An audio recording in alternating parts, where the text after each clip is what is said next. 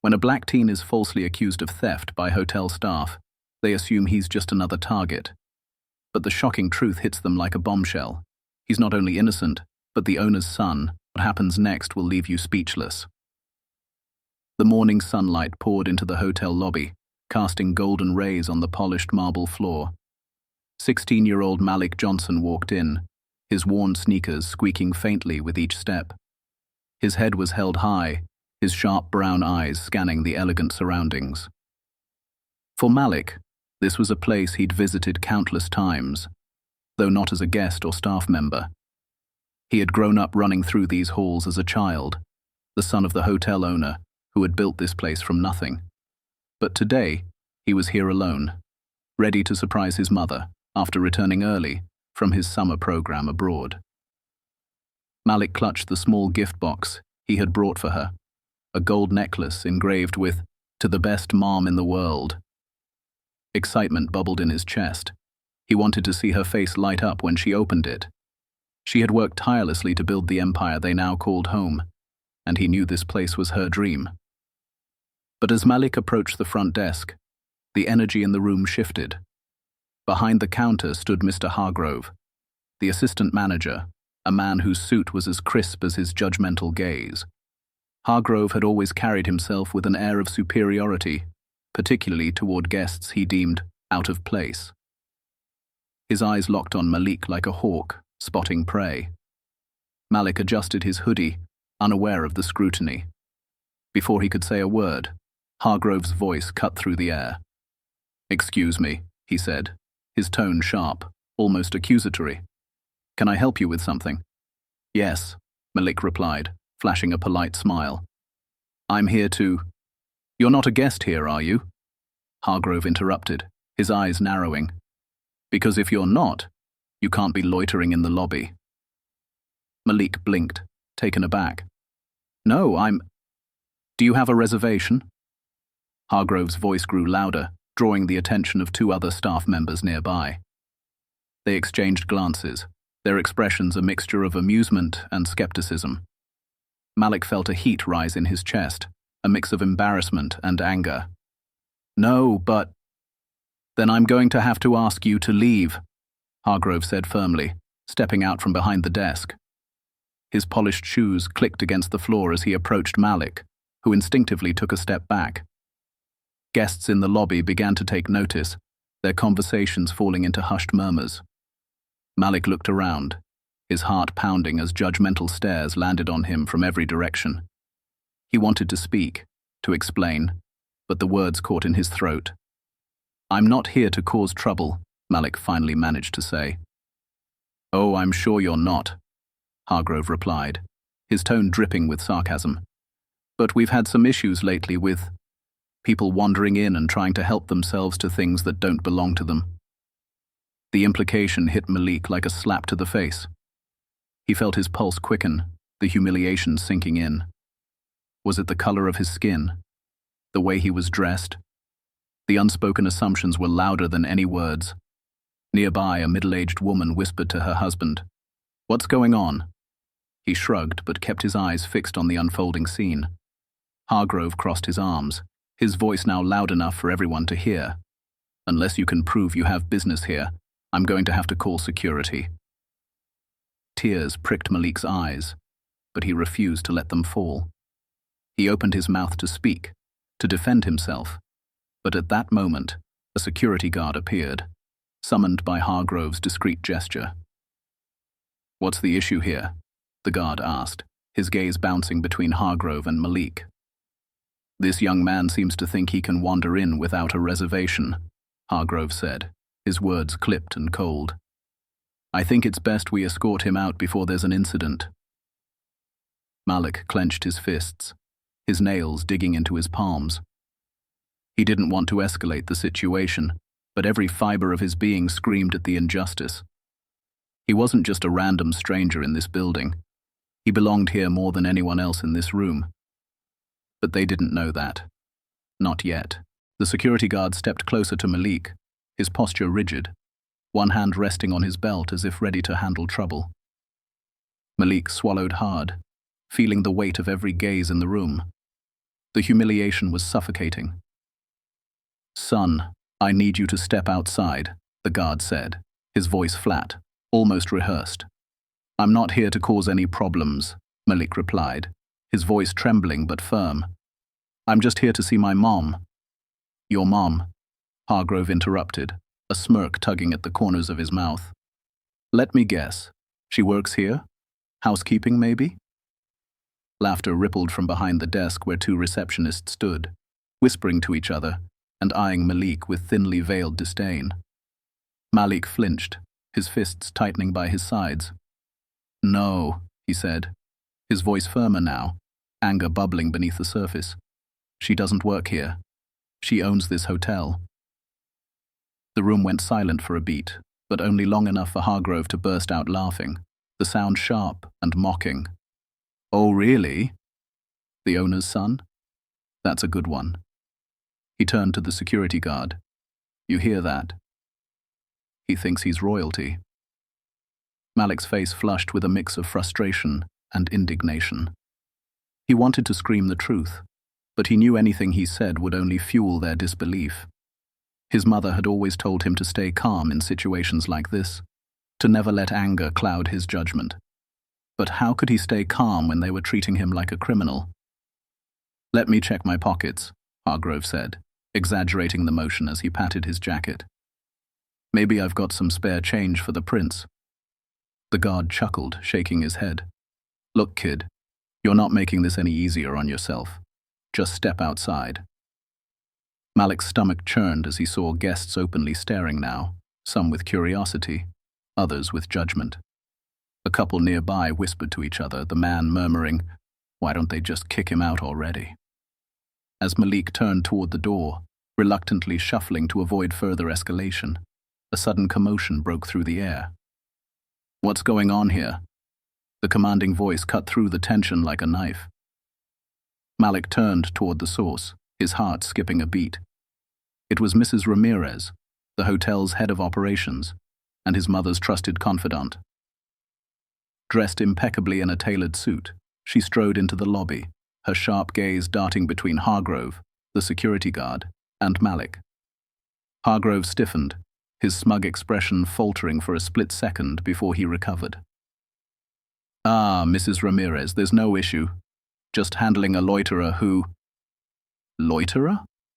Mrs. Ramirez's tone was ice-cold as her eyes landed on Malik. Her expression softened instantly, her brow furrowing. "Malik? Is that you?" Malik exhaled a shaky breath, relief washing over him like a wave. "Yes, Mrs. Ramirez. I was trying to surprise my mom." Mrs. Ramirez's face darkened as she turned to Hargrove. "What exactly did you accuse him of?" Hargrove's mouth opened, but no words came out. He stammered, I didn't, I thought." "You thought?" Mrs. Ramirez's voice sharpened, her frustration unmistakable. "You thought this young man, dressed casually, carrying nothing but a small box, was here to steal something?" Hargrove's face turned red, but Mrs. Ramirez didn't wait for an answer. She turned to the security guard. "And you? You decided to escalate without even asking questions. Is this how we treat guests, or anyone for that matter, who walks through those doors?" The guard stepped back, his confidence shrinking under her glare. "Mrs. Ramirez, I didn't know," Hargrove sputtered. He claimed, he didn't have to claim anything," Mrs. Ramirez snapped. She took a step toward Hargrove, her voice lowering dangerously. "Do you know who this is? This is Malik Johnson, the owner's son. And you insulted him, humiliated him, and nearly had him thrown out of his own family's hotel." The room went deadly silent. Hargrove's jaw dropped as the weight of her words sank in. The receptionists' faces paled, their earlier giggles now replaced with wide-eyed panic. I didn't realize," Hargrove stammered. "That's the problem," Mrs. Ramirez cut him off, her voice thick with disgust. "You didn't bother to realize.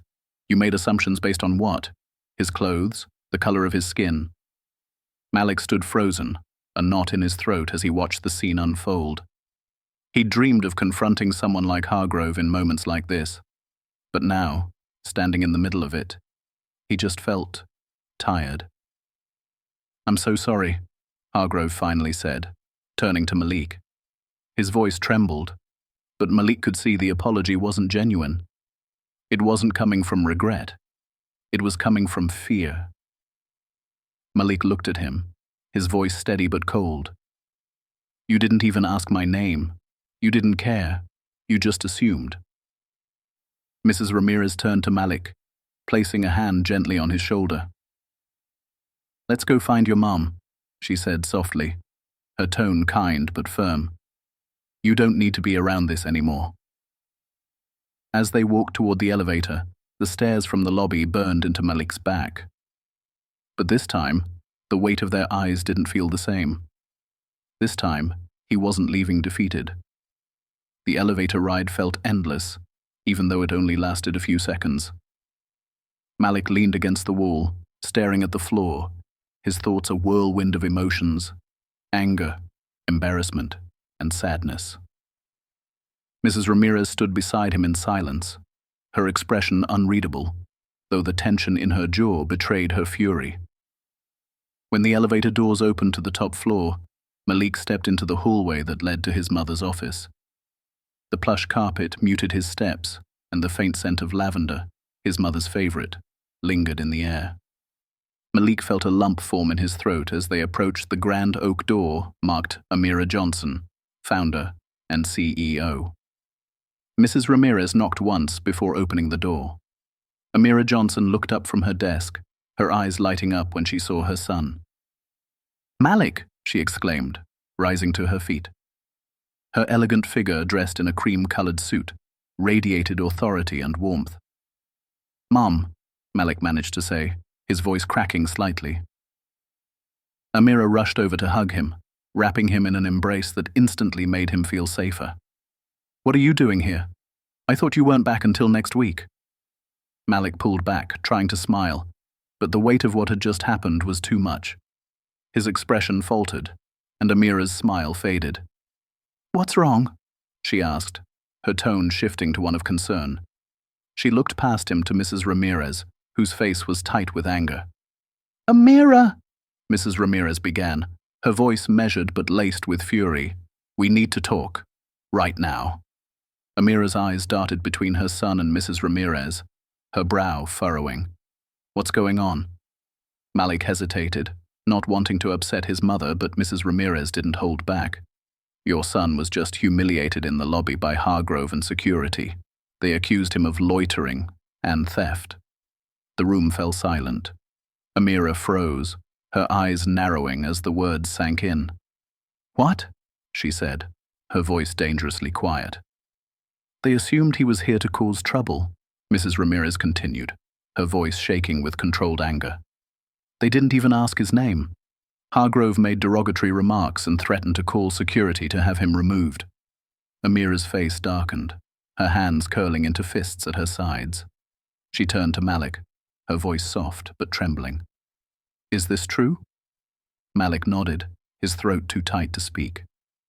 Amira inhaled sharply, closing her eyes for a brief moment, as if trying to contain the storm brewing inside her.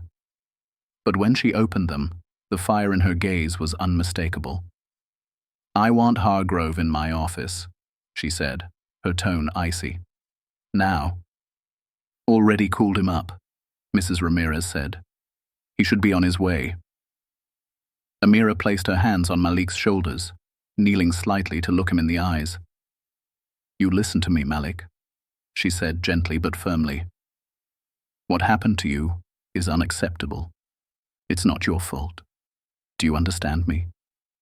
Malik nodded again, his eyes watering. Before Amira could say more, there was a hesitant knock at the door.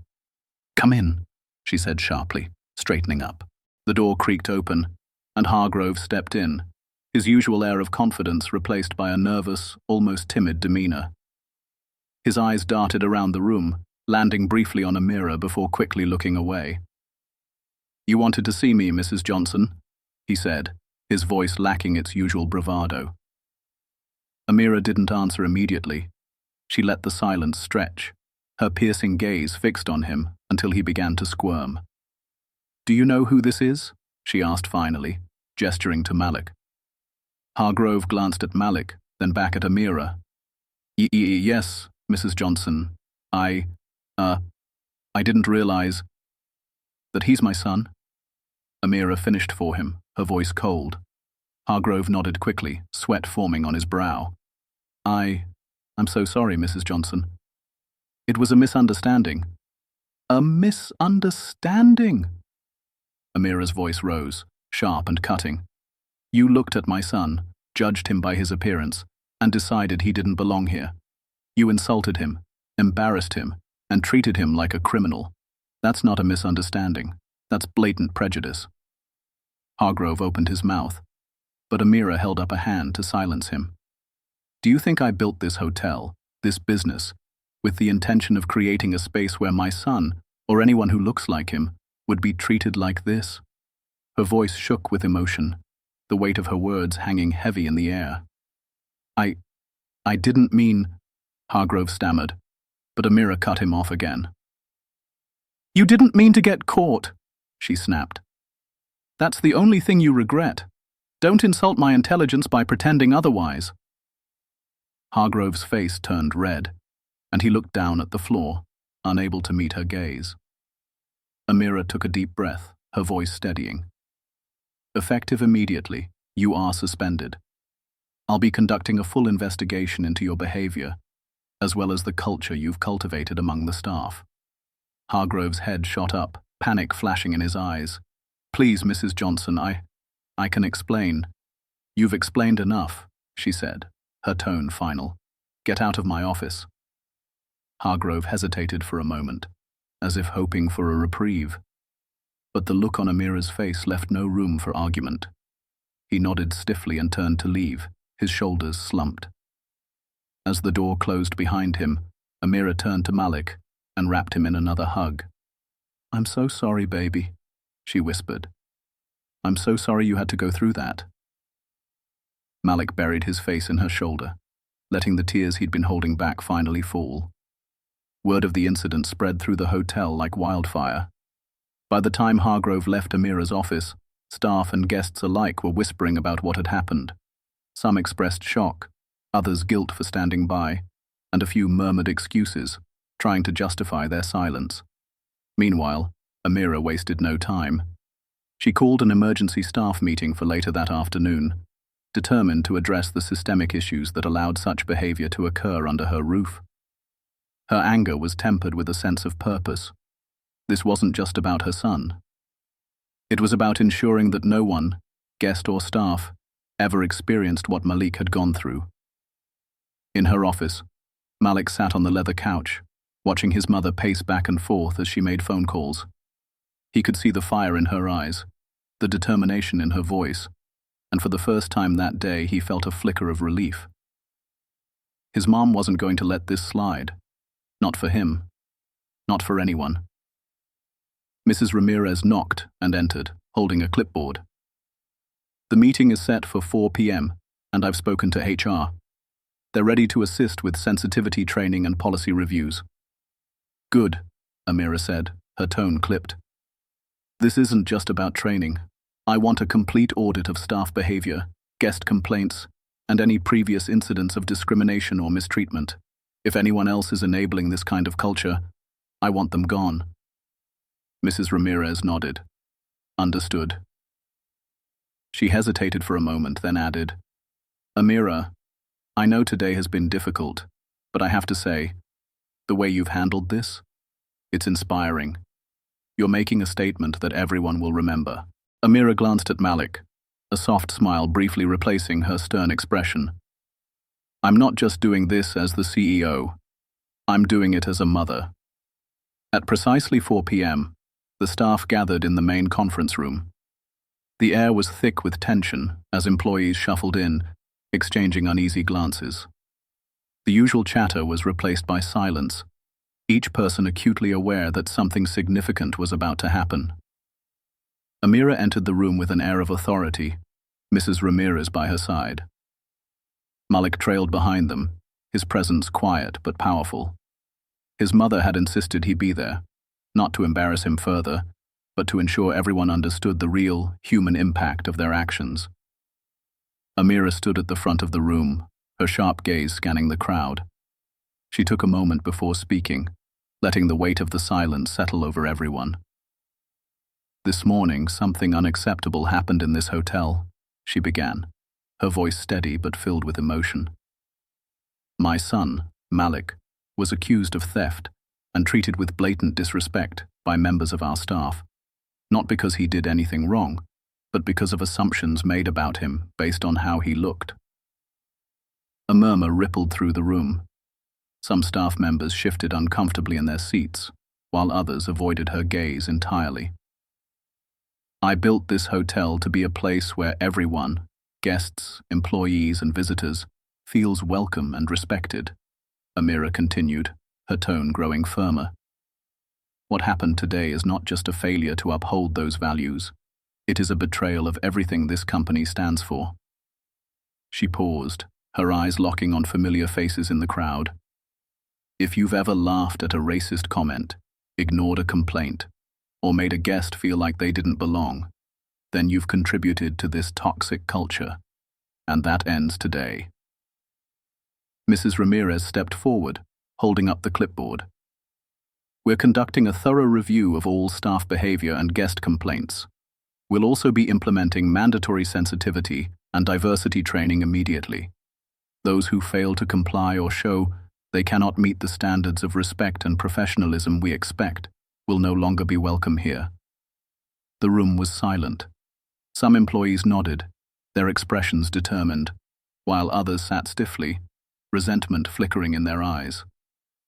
Amira's gaze softened slightly as she looked at Malik, who sat quietly in the corner of the room. "This isn't just about one incident," she said. "It's about ensuring this hotel becomes the safe, inclusive space it was always meant to be, for my son, and for every person who walks through those doors." Her voice faltered slightly, but she pushed on. "I don't want any of you to just listen to this and move on. I want you to think about your actions, your biases, and how you treat others. Because if we don't change, then we've failed, not just as employees, but as human beings." After the meeting, conversations buzzed throughout the hotel. Some employees expressed remorse, admitting that they'd never considered how their actions, or inactions, might affect others. Others bristled at the changes, complaining about overreaction and cancel culture. Malik walked through the hallways, overhearing bits and pieces of the conversations.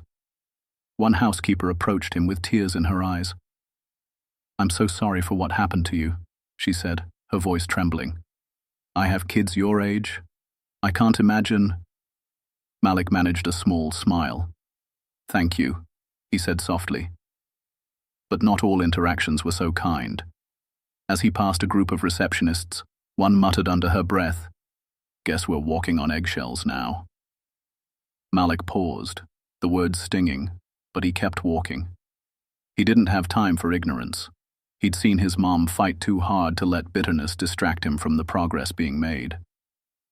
Later that evening, Amira called Malik to the balcony overlooking the city skyline. She handed him a small cup of tea, her expression thoughtful. "I know today was hard for you," she said, sitting beside him, "but you handled it with so much grace. I'm proud of you." Malik stared at the tea, his emotions swirling. "I didn't feel graceful," he admitted. "I felt small." Amira placed a hand on his. "That's because they tried to make you feel that way. But you're not small, Malik. You're strong. And by standing here, by letting me fight for you and others like you, you've reminded everyone of that." He looked at her, his eyes glistening. "Do you think it'll actually change, the way people see us?" Amira's smile was bittersweet. "It's going to take time. But change starts with moments like this, when we refuse to stay silent. And together we'll make sure this isn't just another story that's forgotten." Malik nodded, a spark of hope igniting in his chest. For the first time that day, he believed her. Weeks passed, but the events of that day left an indelible mark on the hotel. Amira wasted no time implementing her changes. Every staff member, from the receptionists to the janitorial crew, attended mandatory training sessions on diversity, equity, and implicit bias. The sessions weren't just lectures. They included personal testimonies, role-playing exercises, and raw, honest conversations about how prejudice seeps into everyday actions. Malik watched the transformation with cautious optimism. He still felt the sting of humiliation whenever he walked through the lobby, but he noticed subtle shifts. Staff who once avoided eye contact now greeted him warmly. Guests who had witnessed the incident approached him with words of encouragement. Even Hargrove's replacement, a young and vibrant manager named Claire, made an effort to introduce herself and create a welcoming environment. One afternoon, Malik stood by the front desk, watching a staff member help an elderly black couple check in. The receptionist, one of the women who had laughed at him that day, now smiled warmly and patiently explained the hotel's amenities. Malik caught her eye, and she nodded slightly, a silent acknowledgement of her growth. But the real moment of change came during a staff gathering a month later. Amira had invited Malik to speak to the employees, something he initially resisted. "I don't want to relive it, Mom," he said one evening at home. "I'm tired of being the kid who was accused." "I understand," Amira said softly. "But this isn't about reliving it. It's about showing them why their actions matter. You have a voice, Malik. Use it to help others." After a long pause, Malik finally agreed. The conference room was packed with employees and managers, their attention focused on Malik as he stood at the podium. Dressed sharply in a navy blazer, he looked confident, even if his hands trembled slightly. He cleared his throat. "Hi, everyone. My name is Malik Johnson, but I guess most of you already know that." Nervous laughter rippled through the crowd. Malik smiled faintly. "A month ago, I walked into this hotel, my family's hotel, and felt like I didn't belong. I was judged, insulted, and humiliated by people who didn't even know my name. For a long time, I felt angry about it. But now, standing here, I realize something else. That day taught me how important it is to hold ourselves accountable for how we treat each other." The room was silent, every eye locked on Malik. "What hurt the most wasn't just being accused of something I didn't do," he continued, his voice steady. "It was the way no one stopped to question it. No one stood up and said, 'This isn't right.' That's what prejudice does. It silences people. It makes us afraid to speak up, afraid to look deeper." He paused, letting the weight of his words settle. "But today, I see people who are willing to change, people who are willing to be better, and that gives me hope, not just for this hotel, but for every guest who walks through those doors, because this place isn't just a business, it's a home, and a home is supposed to make people feel safe, valued, and welcome, no matter who they are." The audience erupted into applause, some employees even wiping away tears. Amira stood at the back of the room, beaming with pride. As weeks turned into months, the changes at the hotel became impossible to ignore. Guests left glowing reviews online, praising the welcoming atmosphere and the attentiveness of the staff. Employees who once viewed the diversity training as an obligation now spoke openly about how it had reshaped their perspectives. Malik spent more time at the hotel, not just as the owner's son, but as a mentor to younger staff. He worked closely with Claire, helping her implement initiatives to celebrate diversity, including hiring more people from underrepresented communities. But the most significant change came when Malik helped organize a charity gala at the hotel, raising money for local organizations that fought against racial injustice. The event drew hundreds of attendees, including community leaders, activists, and hotel guests. Malik delivered another heartfelt speech that night, earning a standing ovation. As he stood on the stage, looking out at the crowd, Malik felt something he hadn't in a long time: pride. He wasn't just the son of the hotel owner anymore. He was a leader, a voice for change, and a symbol of resilience. One quiet evening, as the sun dipped below the horizon, Malik and Amira stood together on the balcony of their home, looking out at the glowing city skyline. "I'm proud of you," Amira said, breaking the silence. "You took something painful and turned it into something powerful. Not many people can do that." Malik smiled, leaning on the railing. "I learn from the best." Amira chuckled softly, pulling him into a side hug. "The hotel is a better place now, because of you. But this is just the beginning, Malik. There's so much more we can do." He nodded, his heart full of determination. "I know, Mom. And I'm ready." As the city lights sparkled in the distance, Malik felt a sense of peace and purpose.